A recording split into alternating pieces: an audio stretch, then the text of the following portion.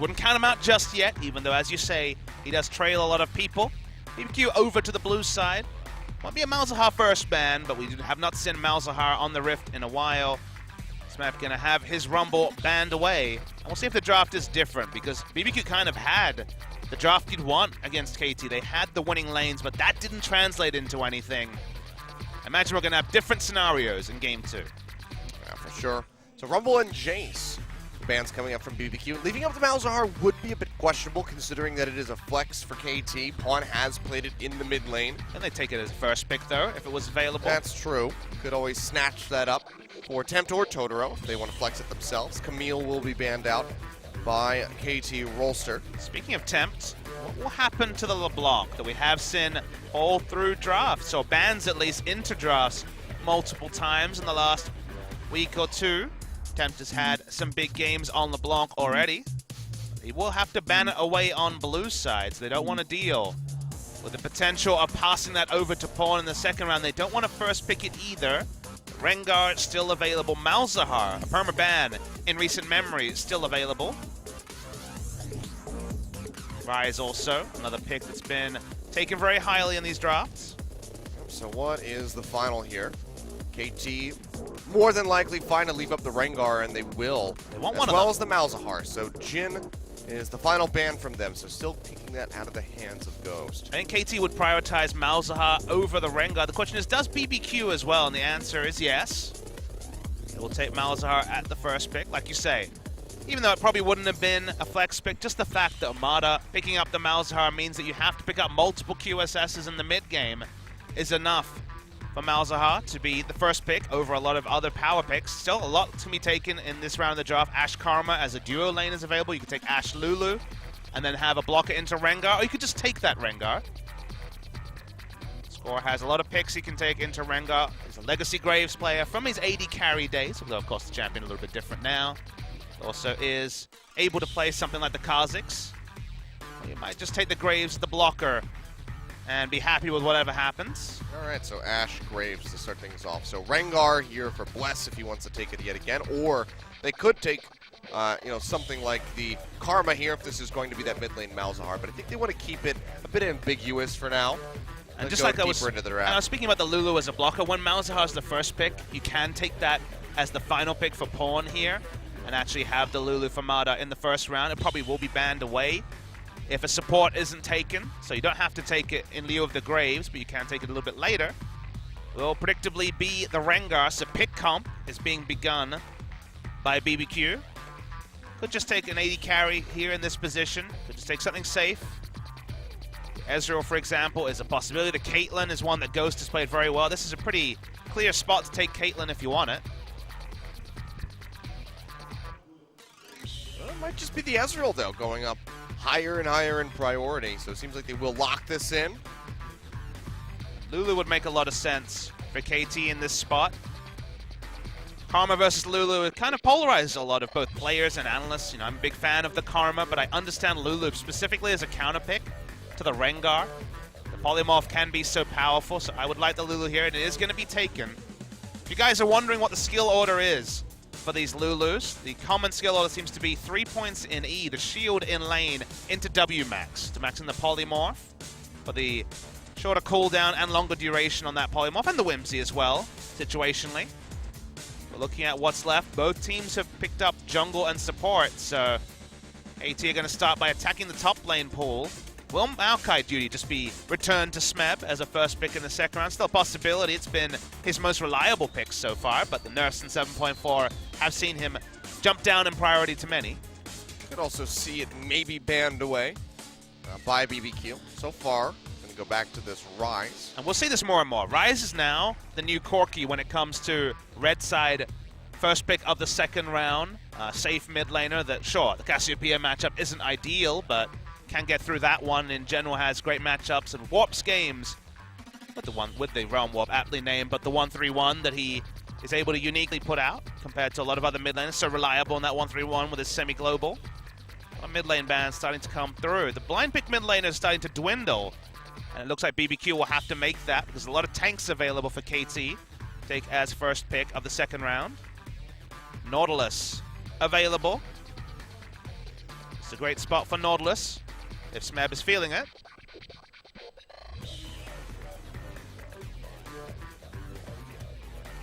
You wouldn't. I would be very impressed to see that locked in.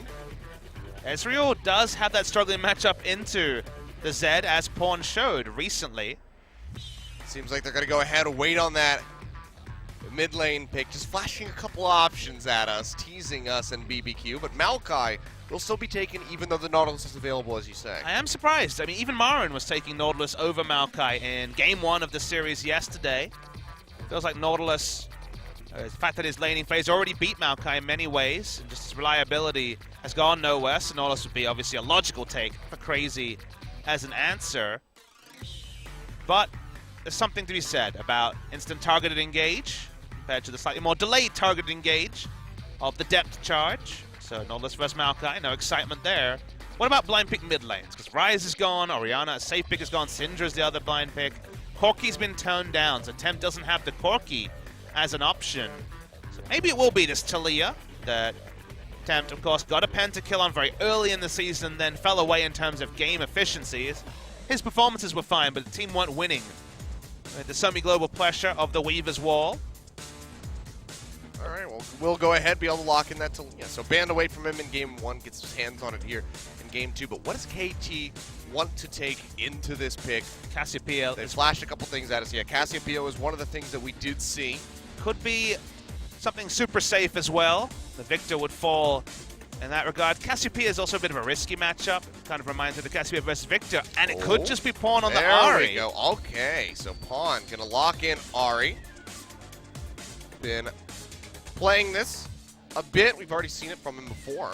So wants to bring this back onto the Rift for us here in game number 2. Ahri has certainly been burning up the charts recently. Makes sense, given that we see Popstar every time. But whether it's Mickey, who's 4-0 on the Ahri, or not, Ahri priority has been shooting up again and again. Kind of struggles that line between Assassin I mean, the first time and he also actually, Wave Clear. First time he actually played this this season was in Game 2 versus BBQ. So now bringing it back out against them here again. So Tempt is very familiar with this Ahri. I mean, the only surprise to me is the Nautilus not being taken over the Maokai, but otherwise pretty standard stuff from KT. Let me draw your attention to the Ahri win rate in LCK. We've seen it 10 times on the Rift. It's 8-2, so 80% win rate for the Ahri. As you say, Pawn's only game on it was against BBQ. A lot of that's Mickey. 4 of those games, Mickey, Ian's had 3 as well. All these legacy Ahri players are super happy, and Pawn gets to play Ahri as well. So happy times there. Pick comp coming through from KT Rolster, a very reliable one as well. I was kind of looking for drafts like this against SKT, and they were staunchly going over the pressure drafts that often came close but couldn't quite close out the game. This is another type of draft we saw very frequently from KT Rolster. They have a lot of experience running it. They could definitely turn it on in the mid game. Yeah, we'll see if they can do that. I'm excited to see Pawn back on this Ahri, and Tempt as well on his Talia. Will he have that star-studded performance that we saw him start off the spring split with? Or will he just get stomped out under the pressure of KT Rolster? Let's find out, see if they can close this out with a 2-0, where BBQ will take us to Game 3.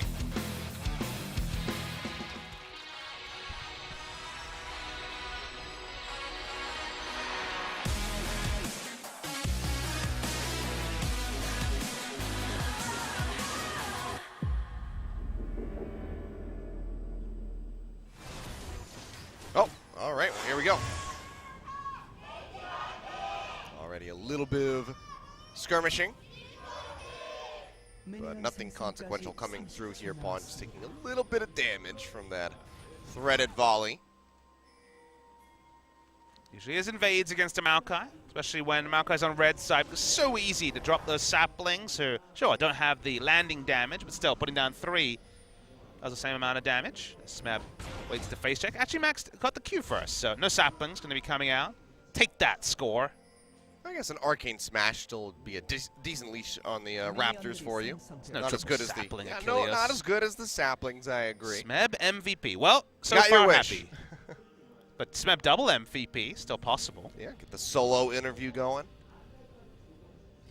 Getting the MVP on the Maokai. TPE play's got to be on point, but we don't expect much less from Smeb. It's not.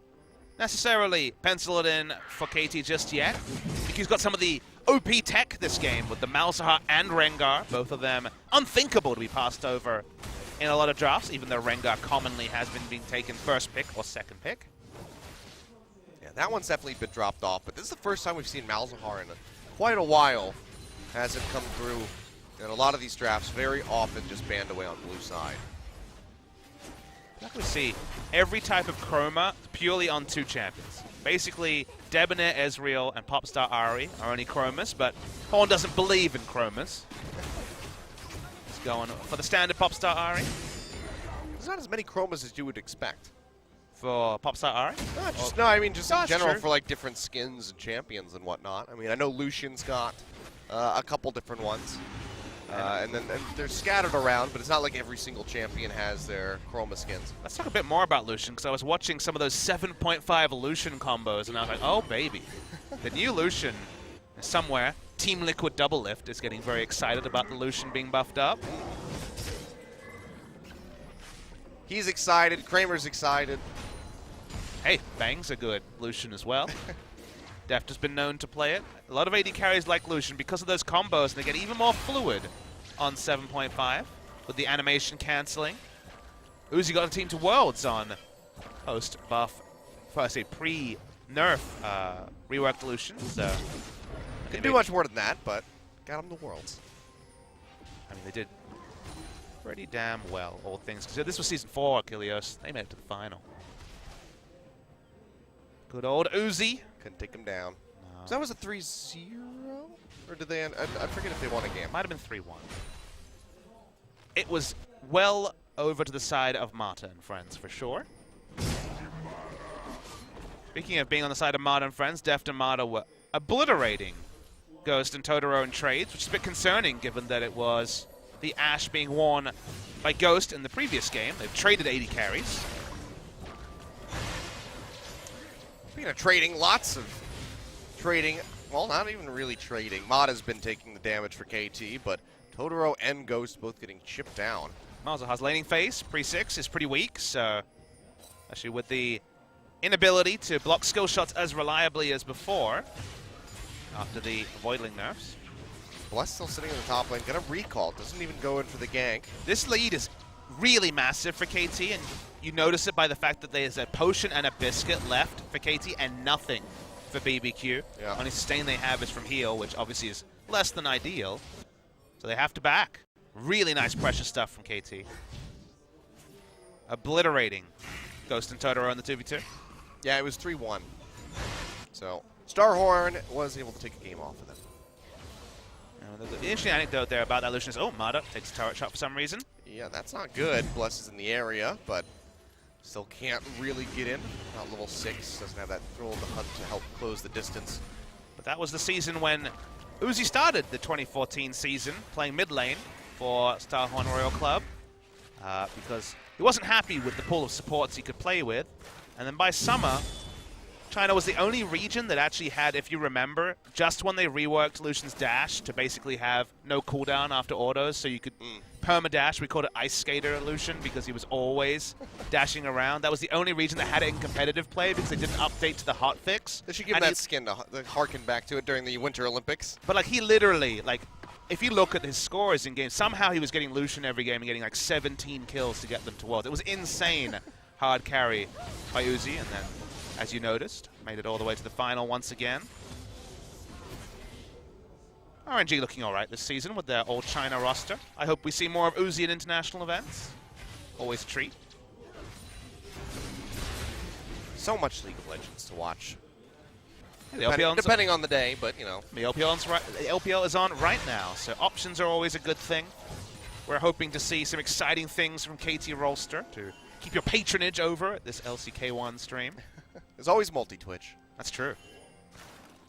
For all of your Esports League of Legends needs. Even esports needs. There's always lots of stuff going on in Korea. In this time zone, China as well. But not much going on in this particular game. Nope. So Not maybe, a damn thing. So an analogy I was thinking about, because, again, KT and SKT games draw the most scrutiny. You know, everyone kind of has a party. Everyone's like either a KT fan or an SKT fan. Even if you're a Longzhu fan or a Samsung fan, you kind of have either in association with the winners, with SKT or with KT and them trying to rub up against. So it kind of reminds me of a political war. The reason why I say that is that every time... Those are dangerous words. I know, exactly. In this particular climate, it is a dangerous thing to talk about. But the reason why I say that is that every time there's a fight, and like, for example, when KT was making some misfires, all the SKT fans like, yes, we got it this year, we got that Worlds in the bag. And all the KT fans like, oh, I don't know, like, the specter of the other team is always there. The post-game threads are always about how KT and SKT match up. So it does feel, that's just kind of how intense it is, that the league does, and I guess League of Legends right now, you know, we're still March, there's still a lot to be played. It does feel like it's either the KT story or the SKT story. And everything seems to come back to that rivalry, even though the telecom war is behind us. I mean, take a look at last year, and it was the, you know, the Rocks Tigers and the SKT story. So KT have just kind of plug and played into that spot since the Rocks Tigers were scattered to the wind. Spread across multiple teams. We get 3 of them today, though, with Smeb here and then Prey and Gorilla in our second set. Never 5 in one day. We That's kept all not. 5 in the league, so that's cool, at least from a narrative perspective. 3 teams got a Rocks Tiger. And EDG also with Zet. I was going to say, China did get 1. Hey, after 2014, China only getting 1 is actually pretty good for Korea. Yeah. Retaining and getting back some talent was the big story of the offseason. Okay. Temp getting jumped on, scores nearby, but can't get in range. Slowed up by that worked ground. They realized they didn't have vision to keep going in, and Rengar was also likely to be level 6. They backed off. Yep, just getting the cleanse out, so don't have to invest anything other than the Spirit Rush, so still going to be some good aggression coming from Vaughn. The bottom lane, Ghost jumps over the wall, but still gets clipped by the Ash Arrow, but they can't follow up. So just the Arcane Shift, no flash. BBQ still have their summoners. Well, Totoro doesn't, I should say. Don't flash. Charm flash, I should say. It's flashed away from Tempt. KT are just playing exclusively around the bot lane because Marta and Deft are winning trades to the point where they can either choose to push or freeze the lane, and Graves gets to invade with Pawn with cold pressure in mid. Score has been sitting here for a while, taking camps. They could have looked for the kill onto Bless because they don't have Spirit Rush or Flash onto Pawn. Bit too risky. Also no Ash Arrow either. But look how low this turret is, and this is purely uninterrupted 2v2 laning. Yeah. And the advantage not in CS because KT just want to delete this turret and start rotating. Yeah, they've been just chipping away that ever so steadily. And I mean, having that much damage on the turret plus the CS lead is just looking so good for Deft and Bada right now. Leslie is coming around the bottom side, jumps on the score, has a lot of damage to offer up. He's going to jump back with the collateral damage. Tries to get himself out of here. Flash forward. Bullet comes through. They lock down Deft. Wild Growth coming through. And the Malefic Vision's chipping away at him, but the missing shot will not connect. Now Bada going to be trading back on the Ghost. One more auto attack might have been enough to at least force out the heal from the Ezreal, but can't come up with much. Summoner spells used on both sides. Yeah, I think KT pulled the trigger a little bit too early. The teleports are going to be up in about 5 seconds as Marta does his best key impression to hold the lane. Level 5 on Malzahar, crucially not level 6 to potentially punish him. Still a little risky having done that. The reason why I say that is that we were, 25 seconds away from what has become the Season 7 play of putting a ward behind the turret, the Maokai teleporting in, getting a kill and taking a low health turret. Instead they kind of brute forced with the Graves sitting in a brush. He got DPS down, that kind of spilled over into Deft having to flash as well. So, winning those early trades so one-sidedly they thought they could maybe accelerate and not even draw in the teleport. It looks like the teleport will be needed to ice this bot lane turret when they get around to it. Should be in the nearest future. You see another recall coming through from Deft. He's going to go back as the Caulfield's Warhammer. So Essence Reaver start for him. Who is Caulfield? I don't know. What do you think he's like if he makes Warhammers? What is Caulfield like? What does that name strike in you? Blacksmith, maybe? Kind of sounds like or maybe like a general in an army. Okay. You So know. his Warhammer does sound pretty impressive. Yeah. He's got many of them apparently. It's true. He's just got a stash. Stash of Warhammers. Life goals right there. Yep. Who's BF? What does BF stand for? Best friend. Yeah. Got a lot What of else best could it friends. stand for? Alternatively, Big Friggin is an option. Big friggin' sword. Well, I believe it was the Big Friggin gun. depending on who you asked. Yeah. That seems like some Australian level censorship right there. Well, hey, if you remember, we were always pretty staunchly anti-violence and gore in games. Yeah. The rating board in Australia has notoriously been very conservative, let's say. Yeah, no Grand Theft Auto. Nope. You know, things of that nature. Can't get it. It was Vice City, I believe, that was banned. I forget which one it was. That sounds about right. Maybe San Andreas. Around that time. But because of the loss of trades in the bot lane, it looks like BBQ finally have the pressure to be able to pick up the Drake. Voidlings don't tank like they once did, but still do a pretty good job. So first Drake goes over to BBQ. First time they've had an objective lead all series. Deft and Mata sitting in the brush. Will be looking for a gank. Silence is down.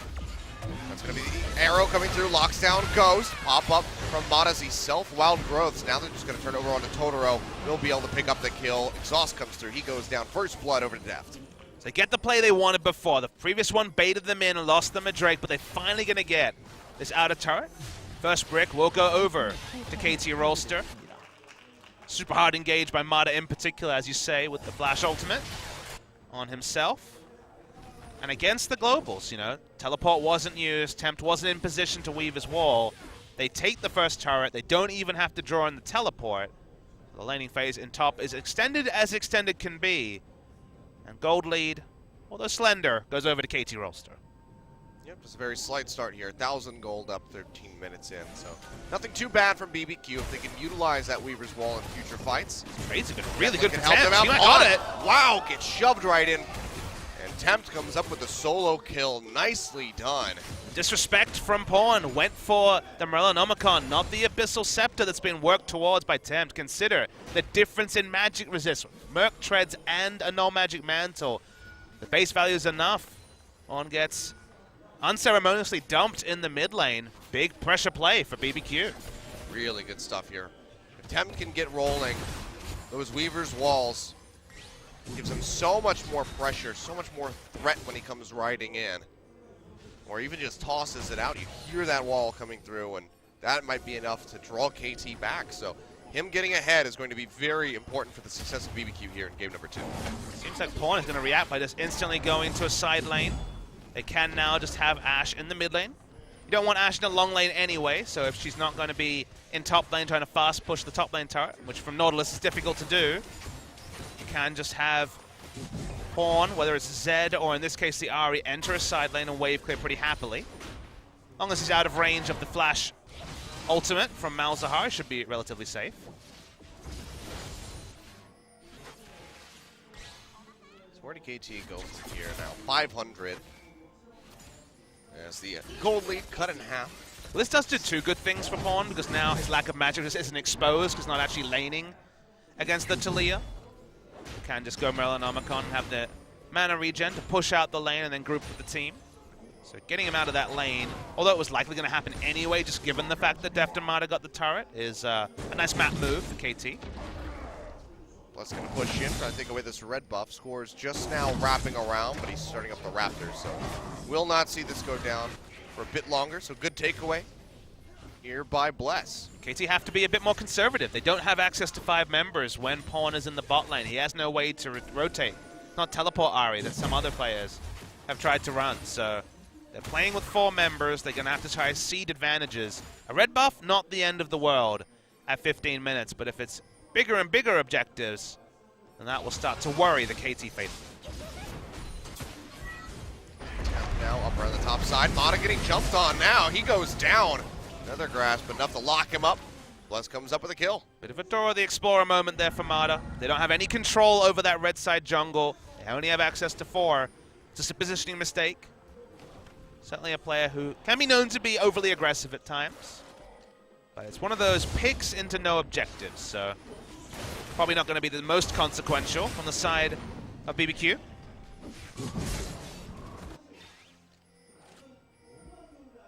KT just spotted out in the jungle there, so they know exactly where Pawn and Score are at. So we'll be rotating up towards that top side of the map. So Pawn opting back into laning against Tempt. Be a bit risky. In a long lane, it's a bit different. In a short lane, you're definitely going to be in position to be seismic shoved a lot more regularly. In a long lane, you're so far overextended that your first thought is to kite back rather than to fish for damage under the turret. So the terrain does actually benefit Pawn a little bit in that regard when it comes to just being randomly all-in from his own mistakes. Good check from Deft. Actually, not sure if that hit. It did. Passive's, okay, the passive's still there from Totoro, so I guess it clipped Bless. Yeah, I could hear the different sound from when the volley is shot out and doesn't hit an enemy, and when it does. Didn't quite catch it. I'll turn up my headphone volume. Now you can enjoy the splendor of Summoner's Rift in just louder fashion, I guess I'd say. It's mostly just your booming voice in my head now. Thank you. I hear it in my head, too. Oh. It's great. You might want to talk to somebody about that. And you're a psychologist. That's true. I'll talk to myself about that. Oh, even and better. Extend the problem. There you go. Oh, this is a vicious cycle you've established. I call it self-sufficiency.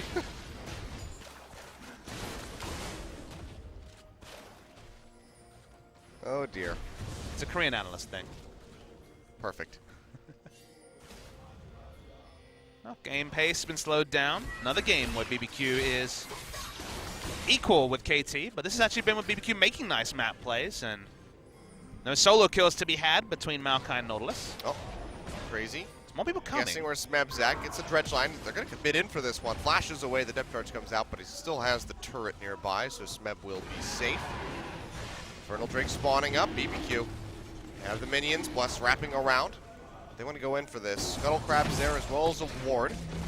On to the top KT are lane. very well aware of this. TP's coming through from Smeb in the tri-brush. He's completely surrounded now, straight into the Nethergrass. Score, can he do some decent damage here? Jumps onto Totoro, will find the first kill. Smeb not dying yet. So Wild tanky. Growth comes through to keep him alive. Arcane Smash on the Bless, who has to flash out to try to stay up. They're going to get crazy. 2 kills going over to KT. Nice pull on the trigger there with that TP. They should be able to knock down this turret, at least get some damage in. Wave clear is strong, however, from Temp, so maybe just go ahead and back off to that Infernal Dragon. Smeb lived for an absolute eternity when the Wild Growth confirmed that he wouldn't go down. I thought that was a mistake from KT. A very deep teleport. Pawn completely out of position, but Pawn not needed. 2 kills picked up and the objective. KT has really put these team fights together better than we'd expect. I'm probably going to see a replay to see why things went so poorly for BBQ. And they tried to dump everything into Smeb. He lived. The Wild Growth cemented the fact that he wouldn't go down. And in fact, BBQ's hopes died around Smeb still living. Yep. And now an Infernal Drake going over to KT. It's going to be a very nice pickup for them compared to just the Ocean Drake that BBQ has for themselves. Mountain will be our third here. Be nice for either side. Not so nice for Harold the Herald. Nope. He's gone home again. Harold is... He's gone. He's not with us anymore. No one wanted to play with him. Sad times. But maybe we'll have some changes coming through from him. Maybe. Maybe around the time that we get that tank rework, have something tossed in for the Rift Herald. I think that's going to be probably the next big update that we do see coming through. I'm just ready for Galio. Yeah. It's hard to call him Galio. He I doesn't mean, look like Galio outside of being a gargoyle. he does a lot of CC things, that's for sure. Yeah, he's got that big uppercut. It looks awesome. I assume he's going to pull out like Jin's does. It's like the poor man's Vi ulti. I mean, it's an impressive looking ultimate, that's for sure. It Oh, looks no, it cooler looks than great. Vi's. I mean, his ultimate looks sweet. Yeah. I'm just talking about his uppercut. Ah, yes. it's Dash cute. forward. But yeah, no, the ultimate looks insane. I'm assume that's wondering gonna if there's be- enough reaction time for the enemy with that ultimate. I think it's a pull-out ability from what I could tell in terms of like the camera, like Jin's ultimate's a bit of a pull-out ability. Okay, yeah. Because the scale of it looks really awesome. That's something fun for future patches. Let's see how that one goes. We saw Faker's Galio back during the Kespa Cup. Maybe we'll get He played it twice, I think, over the course of a couple of months there. And then people tried to copy it, and they're like, wait, Galio's still not very good. Maybe it's just this Faker guy making it look okay. Occam's Razor, or Occam's Faker, or whatever it is. both. Yeah. The Maokai also looking pretty damn decent. Still unkillable. Laning phase obviously not necessarily being a huge concern, given that Smeb has power farmed up a storm. Wasn't suffering too heavily there. Losing out in trades against Crazy for sure, but still was doing all right as far as the CS was concerned. I like how BBQ have played this, because KT are trying to play 3 lanes with no teleports on either Pawn or Smeb, so BBQ make the sort of decisive call that, again, can be difficult to do when you're against stiff opposition. Crazy's pretty far away from his teammate, stretch line. I think I'm a bit further away. Twisted advance coming in from Smeb as he runs up from the bottom lane. Crazy still tanking up. Looks like he's fine to go ahead and walk away. Good Weaver's wall to cut off Pawn. Saying, well, if you want to get involved, you have to use the Spirit Rush at least to come through here. Game hasn't really been played around Pawn much. We saw him get solo killed in mid lane and then farm top a lot. Gone very much a skirmish build, though, with QSS Merc Treads as a response to being taken down when he had just a Merlin Omicron. See if that's enough for him to survive the side lane, because I feel like the itemization advantage is definitely there with Temp, too. I mean, he's going to be cutting into that MR, the Abyssal Scepter, and he's just so much further ahead right now. Needlessly large rod plus the blasting wand. I guess a Death Cap, maybe, or a Void Staff early if necessary. I don't think the magic is quite there to necessitate the super early Void Staff. Yeah, just the Spirit Visage really the only thing that'll be stopping him, but I think, yeah, we might just see that Rabbitin's Death Cap coming through as a second item for him. Well, a common pickup on the Talia, but the build path did change a lot. You know, people were still going for the Rylai's for a time after that item was nerfed, but it seems like the movement away from the Rylai's has been enacted. Luden's Echo is an option, but we're not seeing that. Game is still really, really close. BBQ have made some good moves. They have some good pick tools, but so do KT. Not if Smeb is in the, sorry, not if Pawn is in the top lane, though. Wow. Big respect flash there from Smeb. Just doesn't want to get locked down by Totoro. I mean, Pawn's in the top lane, like we said, so isn't going to be able to react. It will be a 5v4. Maokai giving up his life by getting low might bait more of his teammates to come in. So probably unnecessary, even though it looks like a really poor flash. Just given the context of KT staunchly having Pawn in the top lane, this time on a skirmishing champion, not on the Talon, not on something that's much happier than Split Push role. I'm not really sure why they're so stubborn at having Pawn in the top lane, but maybe they'll actually make the map move, take the top turret, and abandon what has been largely a pretty unfruitful Split Push for them. Yep. KT starting to cut up that way. Tempt is going up. Maybe try to defend this, but it'd be so risky. The wraparound is coming through the jungle, so he actually won't push up. So this will be a turret picked up by KT, which will give them a very slight lead yet again. But still, things are staying oh so close. Yeah, they'll actually trade this back. Answering turret. They also pushed up mid, so I get a couple of autos onto this. So objective-wise, they're getting an advantage. Just look at this damage. Triforce, yeah, is here for Ghost. Get quite a bit in. Bless getting locked up. Ash Arrow comes through from depth. He's able to jump out of there. Totoro now in danger as Score comes around from the side. They pop him up with the Wild Growth for good measure, and he comes up with a kill. Armada will get the killing blow, but still picking off that Malzahar. Now no Nethergrasp available. So KT, they can decide to play a bit ballsier. Yeah, looks like good damage, but it was so overextended. KT rotated from top through to mid. Weaver's wall behind them. Most of them are going to stick around. They know they've got this turret. Yeah, don't have to be worried about the they damage. Want more. Now they want to go ahead and engage. Pawn gets snatched up here by Crazy, popped up by the depth charge. He's able to dash out of the backside. Will not go down, and Smeb is still tanky up here in the front. Goes back into his advance down onto Bless, who might have just bitten off more than he could chew. He's able to exit off to the side, and Ghost actually DPSs down the tree. Finds one. An extended 1-for-1 here as Totoro comes back in with the respawn. Def taking a lot of damage from these Mystic shots. And BBQ able to turn that one around a bit. They lose the turret. They get an answering kill. We've seen a lot of these extended fights where Ezreal starts to take them over at the end when the mobility flashes and the likes are down. This one. They have a lot of consistent damage from that Ezreal, and Tempt as well if he doesn't get unworked ground.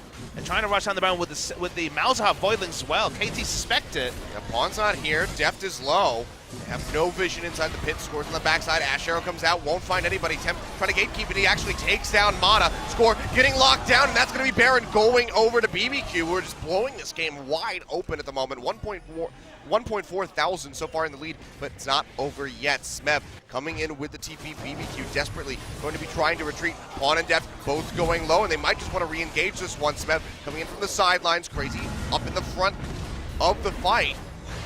Ready to peel and body block for the rest of his squad. Will go ahead, try to lock down Smeb, but he's just getting ripped apart by the front line here of KT. Collateral damage comes out. Twisted Advance is enough to take down the Rengar, but Ghost goes in the mid, finds Spawn. Can he get more? Get score? Can he get depth? Yes, he can with the help of Totoro. Pays for it with his life, so they'll lose that buff. But wow, BBQ pick up the Baron. They pick up several kills on the backside of the fight, and they now have a lead. Yeah, Ghost beast moded it right at the backside of the fight, was aggressive, went back in, was seeing the evolution of Ghost as a player, now taking the Ezreal to the Rift. You know what was different here about some of the Barons we've seen? Because it looked risky, but remember Malzahar's on the Rift. Suppression means no way for the Graves to enter. The sort of goalkeeping you want around the Baron to stop there being the 50-50. And then Pawn walks up, and actually Smeb's out of position here. That's why KT can't do damage. I thought things would get much worse for BBQ, but they buy time, The re-engage looks like it's going to be there for KT. KT want to eradicate every Baron buff from the Rift like BBQ could in game one. But the real star on the back end is Ghost. Down to about 300 health, you might think he's done. But aggressively Arcane shifts in. 2 low members, Totoro to back him up. And it is the extended 3 kills over to the side of BBQ, and still some Baron buffs being worn. Yeah, still do have a couple here. And now BBQ, they're going to stay proactive. They move over, will take this Mountain Drink. There's no way for KT to contest this. No one nearby. And now with a Mountain Drink that they will eventually have, Bless takes it fairly slowly at the moment, plus the Baron buff, they can really knock down some structures and solidify this lead. So things are looking really grim for KT all of a sudden. Game 1 certainly was closer than the end game scoreboard would look, and now game 2 is turning into a struggle for KT Rolster. We wondered which KT would show up after being pipped in the telecom wars twice, and unfortunately it seems more and more like the KT that struggled to beat Kongdu Monster in a timely fashion. Remember, it took them to 40-minute games 2 in a row in the last series before the telecom war. KT coming down to earth a little bit, even though they're obviously still big favorites to win this series. Game not over yet. 2,000 gold lead. Clear's Hall comes into the backside, cutting them off. Smeb getting pushed in by the seismic shove. He goes low, but the Wild Grip comes through. Lockdown by the Nethergrass, but they still have not finished him off yet. Meanwhile, Score is able to take out Totoro, but he's already fulfilled his purpose, already has used the ultimate. On going low, has to dash out. Turret will still go over to BBQ, and KT just have to draw back into the base. Yeah, even with a member down, they get one objective, but it's all about how much you can pick up during the Baron buff duration. Smeb looked like he would go down quickly. The initial burst damage was massive, but then he quickly became that unkillable Maokai that can survive further. BBQ aren't going to be halted, though. They'll continue to push the waves up. They want to keep the pressure onto KT Rolster. They have 2 more buffs on Crazy and Tempt. Totoro not having his anymore. Turret was already chunked out quite a bit with the Baron-powered minions. Now gone. They still will be able to just stick forward, take that out. 2 inner turrets acquired here for BBQ.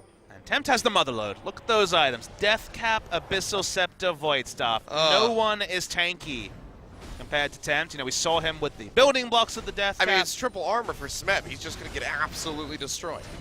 Look, he has Spirit Visage, so he's kind of K. I mean, Abyssal Scepter plus Void Staff. Again, I said kind of. Cut right through that one. So, Wild Growth definitely going to be necessary to keep him alive in these extended trades, because Tempt could just sit far back with the threaded volumes.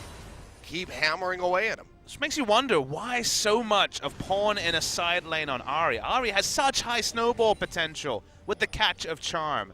And instead, the moment he got soloed down when he went Merlinomicon and largely disrespected his lane opponent in Tempt, he first pushed in bot lane. That one I understood, but then returning to top lane again and again and again. No snowball, no kills, only a single assist for Pawn, 35 CS down in his opponent, and then just some patchwork items. So, sure, Void Staff is lovely, but he is way, way behind in terms of effectiveness compared to, say, Mickey. You know, it seemed like Rox Tigers knew how to snowball on Ahri very, very well, and KT have refused to put the eggs in the Ahri basket. Yep. Looking for Smeb, Dredgeline won't connect. Now KT starting to come down from above.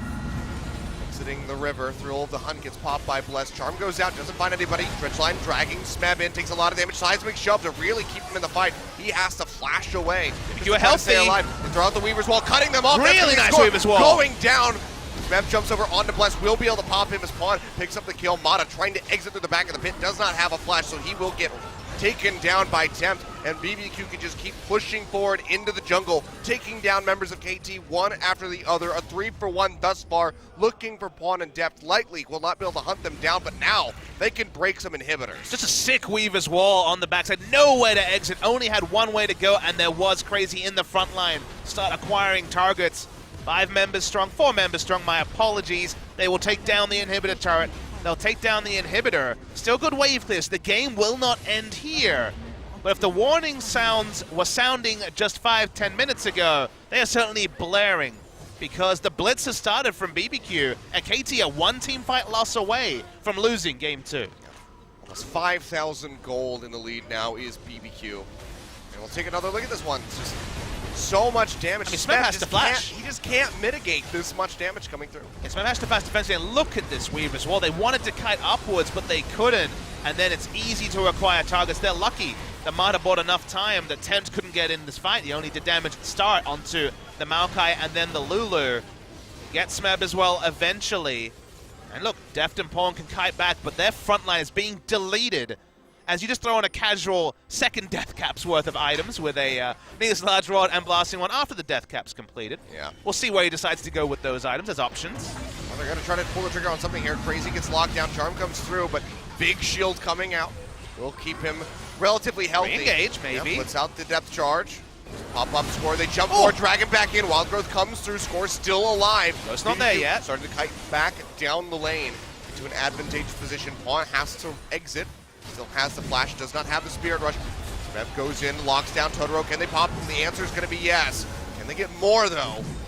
Bless trying to get out of here. Twisted Advance coming through yet again. Charm will connect. He has a flash up into the river to get himself out to safety. So on the other side here with Ghost, who's still trying to poke out with these Mystic Shots, but he's going to have to exit rather quickly. Twisted Advance from Smeb would certainly lead to his death. Totoro goes down. Bless is all right. They're going to TP in. Crazy comes in. They want to try to stop KT from potentially going for this Baron. A really interesting fight. You can see these fights are purely about how strong the frontliner is, whether it's Smeb or Crazy in the front line. That is what's decided the last 2 fights. Crazy, as you say, back with full health. We can't see the Baron health. Still at 8,000, still pretty healthy. We're waiting for some big action to happen. BBQ down to 4. It's a decent enough spot. They're going to try to engage on it. Crazy, lock him down. He goes low. Might just get taken out, and he does. Depth shredding away at him with that Ash. They peel off the Baron. BBQ, where do they go from here? Bless opts Thrill of the Hunt. KT, several members are slow, including Smeb on that front line. So it looks like they go ahead. They trade Crazy's life for a stop on the Baron. So BBQ might be okay with this exchange. They might also want more. Ghost poking in from the backside, shooting off these Mystic Shots, chipping away where he can. Charm not going to connect from Pawn. KT just going to try to kite up this lane as a unit, but they're getting collapsed on Tempt and Ghost. Both damage dealers up. BBQ poking in from the top of the river. Score dashes forward, won't find an opening. Pawn goes in. Charm not going to connect. He's way too far forward. Has to get the Wild Growth to stay alive. Meanwhile, on the backside, that's going to be the Nethergrass coming through on a Smeb. He dashes forward, locks down Bless, who's trying to exit with his life. Looks like he's able to do so. It's a big stalemate, but finally, Mata goes down as Ghost claims the kill. Tempt flashing in, not going to find anything, but can still poke out from the side. He's got mana. He's got the threaded volley. Ash Arrow comes through from depth. They lock down Ghost. He will fall. 2 kills suddenly coming through from KT. Make that 3 as Totoro goes down. Bless desperately trying to run away in a massive game of chicken lost by BBQ. KT knew their limits better than BBQ. Even on low mana, on multiple members, they really shot call and think through everything. They lose a Nexus turret in the meanwhile. They might even lose the inhibitor as well, although Pawn does have the leniency to clear this wave. KT loses that fight, the game is over. The minions would have done the work, but the dirty work still needs to be done by BBQ.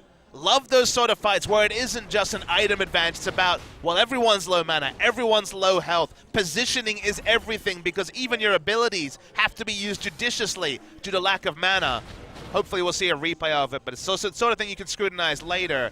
KT with their veteran shot calling, think through it, and now they're going to try and take a Baron against the course of the game. They have plenty of damage for this one. Bless is here. Yeah, it's going to be the Redemption coming down, keeping them topped off. Bless is nearby. Control Ward tossed out. There's going to be nothing they can do. True Shot Barrage just a second too late to try to take that. So KT get a very nice, clean Baron, which will help keep them in this game. Yeah, only the shot calling is keeping them together. Only the smarts of all the players to play around threat zone so well. Ghost has half mana. During that previous fight, he kills everyone. He was set up to succeed on that Ezreal, but he didn't have the mana bar to actually be able to turn a fight. I'd like to see another shot calling video coming through from KT for that fight, kiting up the lane. It's like it's just imagine that Mata was playing rapid fire chess with all of his players. It's why it's so great to have Ezreal, Talia, Ahri. Kiting is so exciting to watch at the highest level, where it's all about spacing and how much damage can you do from safety when no one's safe because everyone's low health, everyone's low mana. It's fascinating stuff to watch, and KT comes out slightly ahead, and that slightly ahead parlays into a Baron, now into pressure around mid lane, and it's going to definitely destroy some hearts of BBQ fans if KT's to take this game, because suddenly they're knocking on the front door. Yeah. BBQ was so close to closing this out. It's not over yet, but it becomes a bit of an uphill battle from here off the backside of that Baron. So far, just one inner turret going over to KT. Their first of the game. It's 4-8 in that regard, and they're still barely ahead in gold. I mean, the action is all over Crazy versus Smeb. I alluded to this in previous fights, but they have so much damage when they have a front line, and when the front line is gone or forced to recall or chunked out, the damage potential goes down so much because both these tanks can acquire targets so regularly and reliably in fights. It's not Agragas, who has one cask and then doesn't do much. It's not Poppy, who at times doesn't have the hard lockdown. It's hard lockdown on both sides. And we've seen, if Smeb gets chunked out first, it's going to be the Ezreal running around, acquiring targets, no threat onto the Ezreal, very hard to hit him with a skill shot, for example, like the Charm. And pretty much the same story for Pawn, Deft, and Score if Crazy's health bar goes down. So watch the tanks especially.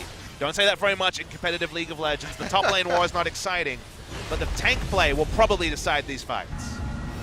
Well, the hunt coming through. Weaver's Wall cutting them off. Deft already low, has to flash over. They lock down Mata. He's going to get popped. This temp comes up with the kill. Now Smeb all on his lonesome. Can they kill him before he can make it back to his team? Looks like the answer is going to be no. Smeb still going low, has that GA. He still can't pop it. Flash forward. He comes up with the Bola lockdown. Going low. Redemption thrown down by BBQ to try to pop it back up. Does keep Bless alive, at least for the moment. Pawn dashing in from the sidelines. Will take out Totoro. Twisted advance back in from Smeb. Once more, a BBQ goes in. Triple kill. Going over to Pawn. Can he find more? It's just Crazy and Tempt left. The wave clear will still be there from the Talia. But looks like KT might just peel back from there. And Pawn's trying to turn it around. Suddenly 6-2-3 has cleaned up a couple of fights in a row. These fights are on a knife's edge. So close, but they're going to try and take them down at multiple fronts. This will be at least a single inhibitor. There goes an inner turret as well. 18 want to try and close the game. It's only Tempt alive with wave clear. 25 seconds on two members. Totoro going to be back up in 15 seconds. Will have another grasp, but there's still plenty of damage from KT to just instantly pop that Malzahar.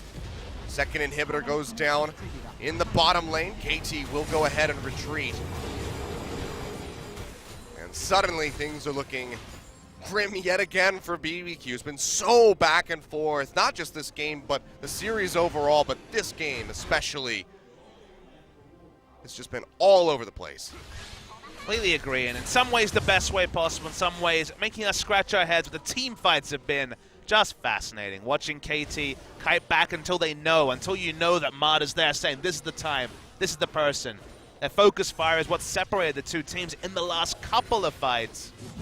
That one with Smeb down to 40% health, I thought was going to go the way of BBQ, but the perfectly timed re-engage sees KT get the objectives once again. It feels like it was 2 fights in a row for BBQ, and now 2 fights in a row for KT, and when those fights are happening at 35, 40, 45 minutes, they're just that much more consequential. So BBQ needs to get it together and find a way to allow Ghost to shine, because he's pretty damn close to 6 items.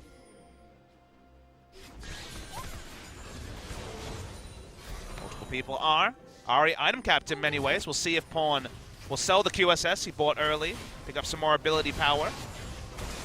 One of the reasons why Malzahar is so strong is that if Pawn gets another 5,000 gold, he can only spend it at 400 gold intervals, given that he has to keep the QSS and there's no evolution in terms of an ability power item path for the QSS. There is not. Could just see the Mercurial Scimitar. That sweet auto attack damage. Don't even have a Lich Bane, but you still got to work in the autos. Yeah, you still get the auto damage coming through, you know. You saw how important the autos were for Rise yesterday. It's true. The red buff autos at level 3. Don't remind me of that game. It was silly, silly stuff. But this game has been neck and neck in a way that KT fans will be frustrated by. We'll go back to the political analogy, and all the SKT fans like, oh, I don't know about KT anymore, guys. We got this one in the bag. Tempt waiting to throw out the Weaver's Wall, comes around. Trying to find Pawn, won't throw out the seismic shove. So Pawn will safely exit. I mean, they can play 2 lanes. They've got super minions pushing in mid, pushing in bot, waiting for the right time. Look to end the game. You can see Tempt just has to keep going down there, clearing out these waves as they push in. Just taking them out fairly quickly. Totoro won't get locked down, just have that passive on the Malzahar. Keep him alive. Weaver's Wall coming in, cutting off Pawn and Daft. Still, KT focusing in on the turret, will go down. Smeb getting locked up by the Nether Grasp. Big shield coming out from his Mastery Keystone. He'll finally get popped. Guardian Angel was already taken out. But another inhibitor exposed, but that desperately buys some time for BBQ. I mean, these Weaver's Walls have been outstanding from Tempt all game. We've definitely seen back when Talia was at the level 1, level 2 power spike, full power level, when she could shove the lane on everyone. The Weaver's Wall almost felt like an asterisk on the end. You thought we recalled.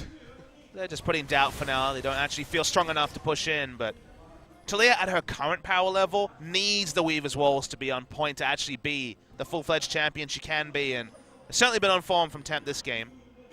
If KT win, it's going to be definitely in spite of Tempt's heroics on the Talia. KT shot out a Hawk shot to try to see if the Elder Dragon was being taken. The minions have been on top of this inhibitor for quite a while. You can see Tempt going over, will be able to clear that out now.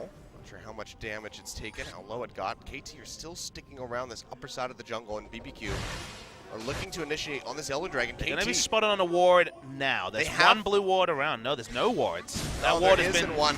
They could just go ahead and try to go for the finish. Yeah, Smeb, he's got the teleport. He can join in from the base, and BBQ, they're not going to have fast recalls. No Baron empowered recall coming through for them. Weaver's Wall tossed out by Tempt. Just stop melee champions from tanking up that turret. Yep.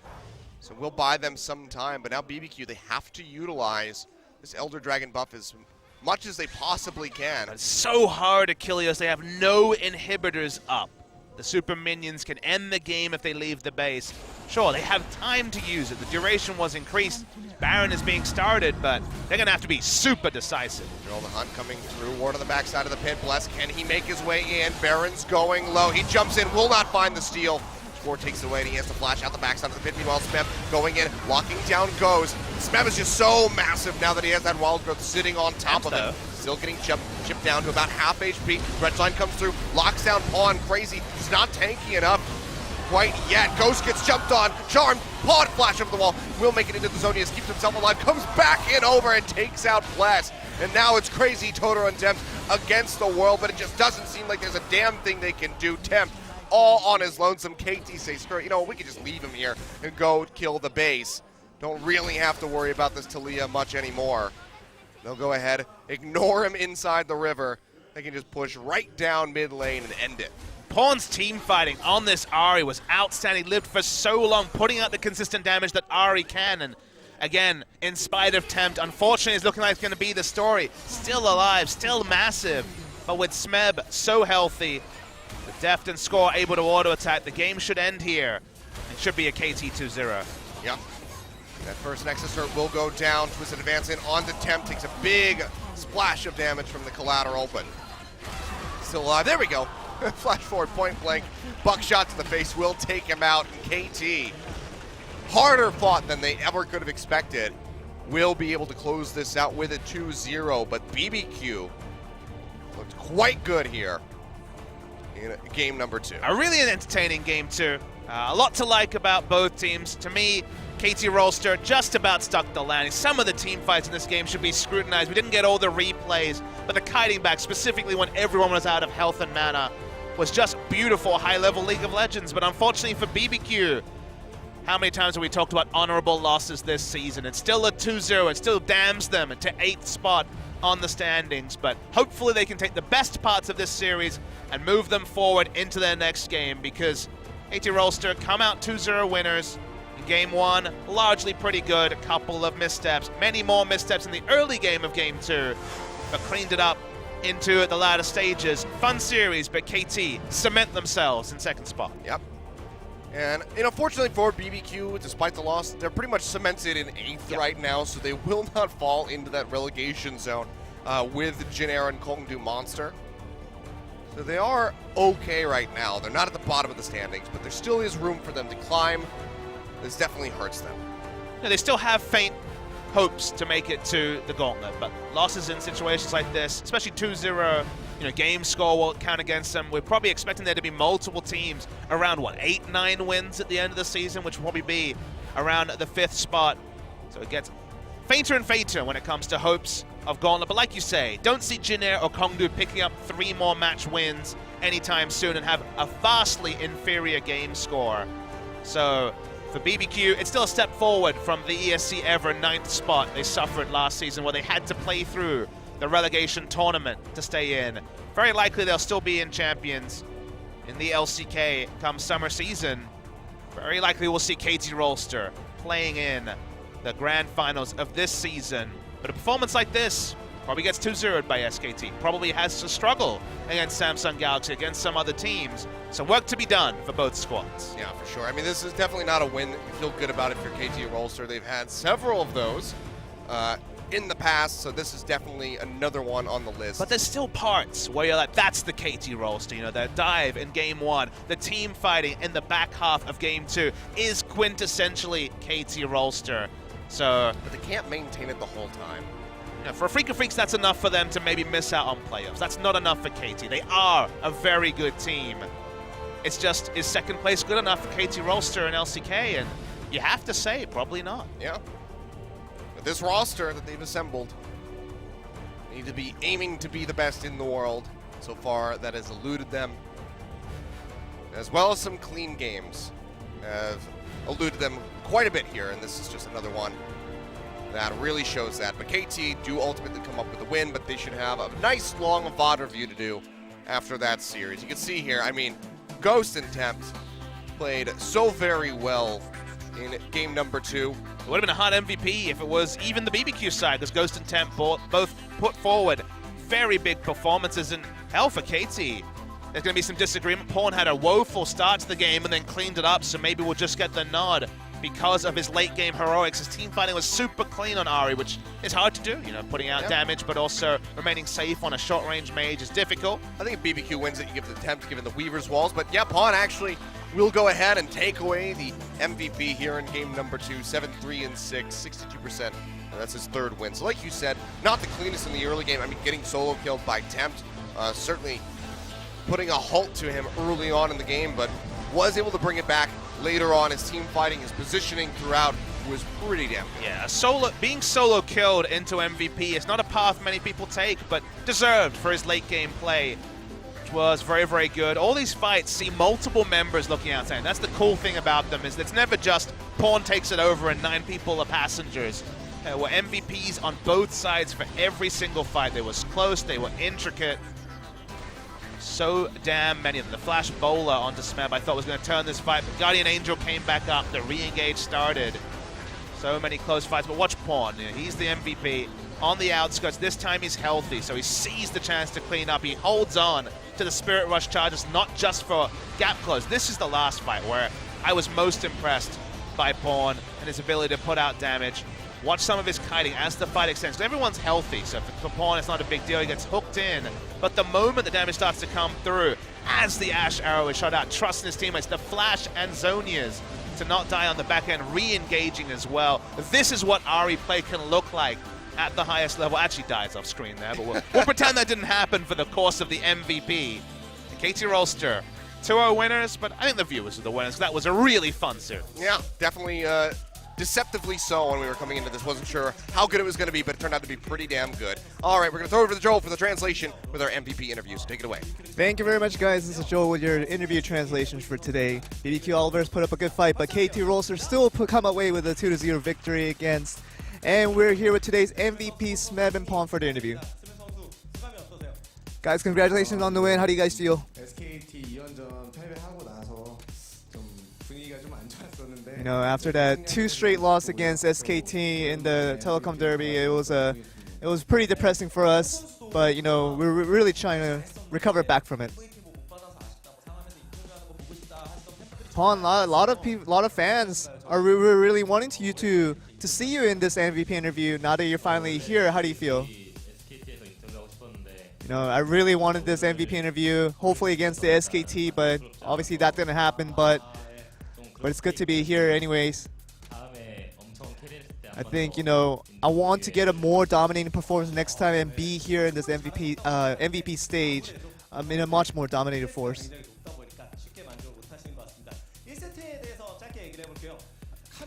A short discussion on game 1 is the Camille, and you really picked it out as the first pick and without picking it blind.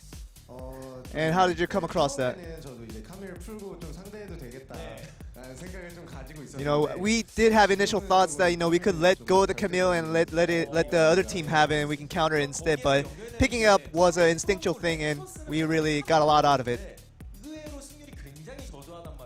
It seems like Camille is considered an OP pick, but the win rate doesn't really reflect that statement. What do you think about that? Yeah, Camille is definitely a solo queue pick. It does get a lot of win rates in solo queue, but in trying to compete in the highest level, it's just a different story. Let's look at a video highlight and we have a further discussion. The first solo kill of that game.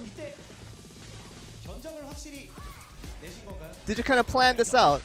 네, 이제 카밀 라이턴 구도에서 이제 용납 전에는 카밀에서 이제 킬각이 나오거든요. You know, when playing the Camille against the Renekton, you always get these kill opportunities before level 6, before the Renekton gets dominance. So you have to take advantage of the opportunities. Pawn, you showed a very good performance with the Ahri in game 2. How do you rate the champion in this current meta? You know, I'm not a big fan of Ahri, and I really didn't want to play it, but the coach forced me to play it today, and you know, being forced to be able to play. But it seems like Pawn's not very happy about being able to play Ahri. But so I think the coach's decision to put me on top lane and with the QSS and just hold up as best as possible.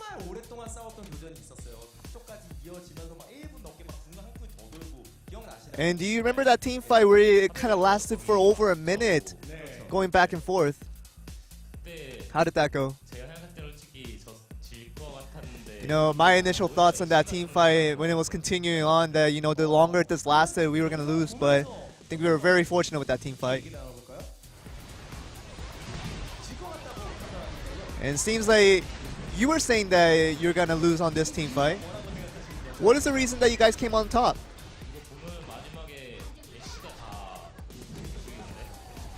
And if you look at it, you know, Ashe kind of puts out most of the damage, and that poke really got us the advantage in the late part. You see right there. You know, because of that play, we were able to win that team fight. Otherwise, I think we would have lost. And Smeb, you really picked the Maokai with confidence, but it seems to be, you know, lacking in priority for some players. Yeah, I think Maokai's nerf more affects the laning phase, but the team fight shouldn't be too affected. That's what I was thinking of the Maokai. And even with the nerf, I was feeling pretty confident.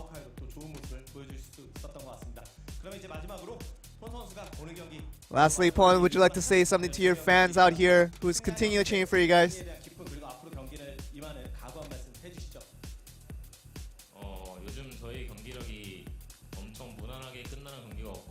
I think, you know, none of our games lately have been ever very clean, and of course we want to make it better and be more clean in the way we finish these games, and we're not satisfied with just the win, but we want to finish it clean.